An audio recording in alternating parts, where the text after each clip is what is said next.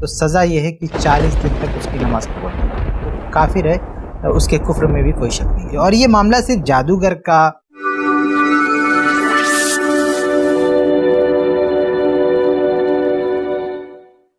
یہ ایک بھائی صاحب ہیں، ان کا سوال یہ ہے کہ اگر کوئی جوتشی یا جادوگر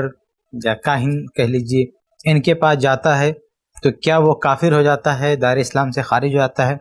تو دیکھیے، جادوگر کاہن وغیرہ کے پاس جانے کی کل 3 حالتیں ہو سکتی ہیں، 3 وجوہات ہو سکتی ہیں، اور ان الگ الگ وجوہات کے حساب سے الگ الگ حکم لگے گا۔ سب سے پہلی بات یہ کہ اگر کوئی شخص کسی کاہن یا جادوگر کے پاس جاتا ہے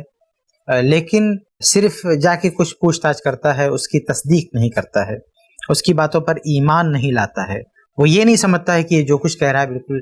حق ہے، تو یہ ہے تو حرام، لیکن اس سے آدمی کافر نہیں ہوگا، اس سے کفر لازم نہیں آئے گا، لیکن وہ کام حرام ہے، بلکہ اس کے لیے وعید بھی ہے۔ صحیح مسلم کی حدیث نمبر 2230 بعض ازواج مطہرات رضی اللہ عنہن سے مروی ہے، وہ اللہ کے نبی صلی اللہ علیہ وسلم سے روایت فرماتی ہیں کہ آپ صلی اللہ علیہ وسلم نے فرمایا، من اتا عرافا فسألہ عن شیء، جو کسی عراف کے پاس آیا اور اس سے کچھ پوچھ تاچھ کرتا ہے، لم تقبل لہ صلاۃ 40 لیلۃ، تو 40 دن تک اس کی نماز قبول نہیں ہوئی۔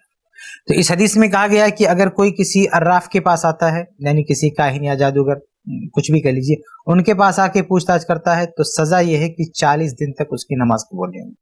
تو اس سے صاف واضح ہے کہ یہ حرام اور ناجائز ہے۔ تو اگر آدمی ایسے ہی آ کے پوچھ تاچھ کرتا ہے، اس کی تصدیق کرنا مقصود نہیں ہو لیکن اس سے متاثر ہو، بس ایسے ہی جاتا ہے کہ کچھ پتہ چل جائے، اس کو کہتے ہیں نا ایسے ہی اندازہ کرنا، تو اس کی نماز 40 دن تک قبول نہیں ہوگی اور یہ حرام اور ناجائز ہوگا۔ اور دوسری شکل یہ ہو سکتی ہے کہ آدمی کاہن کے پاس جاتا ہے، عراف کے پاس جاتا ہے، اور وہ جو کچھ کہتا ہے اس کی تصدیق کرتا ہے، اس پر وہ ایمان لاتا ہے، سمجھتا ہے یہ کاہن ہے، یہ فلاں ہے، یہ بابا ہے، یہ پیر ہے، یہ جو کچھ کہہ دیں گے بالکل سچ ہوگا، اس کے خلاف ہو ہی نہیں سکتا، ان کے منہ سے نکلی ہوئی بات پتھر کی لکیر ہے۔ تو اگر اس طرح کا عقیدہ لے کر کوئی ان کاہنوں کے پاس جاتا ہے تو وہ کافر ہے، اس کے کفر میں بھی کوئی شک نہیں ہے۔ مسند بزار وغیرہ کی صحیح روایت ہے، اللہ کے نبی صلی اللہ علیہ وسلم نے ایسے لوگوں کے بارے میں یہ الفاظ استعمال کیے ہیں، فقد کفر بما انزل علی محمد، کہ جو شخص ان کاہنوں کے پاس آ کے ان کی تصدیق کر دیتا ہے، اس نے اللہ کے نبی صلی اللہ علیہ وسلم پر نازل کردہ چیز کا کفر کیا، انکار کیا۔ اور آپ صلی اللہ علیہ وسلم پر قرآن نازل ہوا، اس میں کہا گیا ہے کہ غیب اللہ کے علاوہ کوئی نہیں جانتا، اور یہ کاہن یہ جادوگر غیب کا دعویٰ کرتے۔ تو اگر ان کے پاس کوئی آتا ہے اور یہ غیب کا دعویٰ کرتے ہیں اور آدمی ان کی تصدیق کرتا ہے، تب تو یہ کفر ہو گیا، یہ بہت خطرناک بات ہوگی۔ اور یہ معاملہ صرف جادوگر کا، کاہن کا نہیں، بلکہ آج کل کے جو لوگ اپنے آپ کو راقی کہتے ہیں، راقی، کہ ہم جو ہے رقیہ شریعہ کرتے ہیں، یہ لوگ بھی اگر غیب کا دعویٰ کرنے لگیں اور آدمی ان کی تصدیق کرنے پر آ جائے کہ نہیں یہ جو کچھ کہہ رہے ہیں سچ، پتھر کی لکیر ہے، تو ان کے پاس آ کر یہ سب کرنے والا بھی کافر ہو جائے گا، کیونکہ غیب صرف اللہ تعالیٰ کے پاس ہے، اللہ کے علاوہ کوئی غیب نہیں جانتا ہے۔ اللہ کے علاوہ کسی نے بھی اگر غیب کا دعویٰ کیا اور ان کے پاس آنے والے نے ان کی تصدیق کی تو وہ کافر ہو جائے گا۔ تو یہ دوسری شکل ہے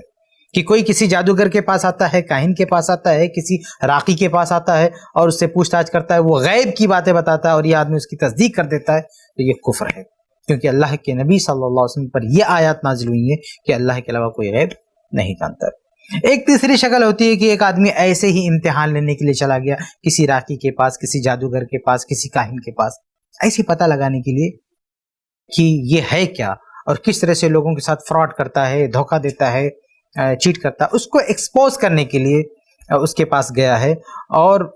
یہ اس کی ضلالت، اس کی گمراہی کو لوگوں کے سامنے بیان کرنے کے لیے اس کے پاس گیا ہے اور کچھ پوچھ تاچھ کر رہا ہے۔ مقصد اس پر ایمان لانا نہیں، یہ جانتا ہے کہ گمراہ شخص ہے اور یہ لوگوں کو ٹھگ رہا ہے، اور اس کو کیسے ایکسپوز کیا جائے، کیسے اس کو بے نقاب کیا جائے، اس مقصد کے تحت اگر کوئی جاتا ہے تو یہ نہ تو کفر ہے نہ حرام ہے، اس کی گنجائش ہو سکتی ہے۔ تو یہ 3 حالتیں ہیں اور تینوں حالتوں کا الگ الگ حکم ہے۔ اگر آدمی ایسے لوگوں سے متاثر ہو کر جاتا ہے، ان سے سوال جواب کرتا ہے گرچہ تصدیق نہیں کرتا ہے تو یہ حرام ہے، 40 دن تک اس کی نماز قبول نہیں ہوگی. اور اگر آدمی ان کے پاس جا کر ان کی تصدیق کر دیتا تو کافر ہو جاتا ہے. اور اگر آدمی ان کو بے نقاب کرنے کے لیے اور ان کی گمراہی کو لوگوں پر واضح کرنے کے لیے ایسے ہی جاتا ہے تو یہ جائز ہے. تو یہ 3 حالتیں ہیں اور تینوں حالتوں کا الگ الگ حکم ہے. امید ہے کہ آپ کو جواب مل گیا ہوگا.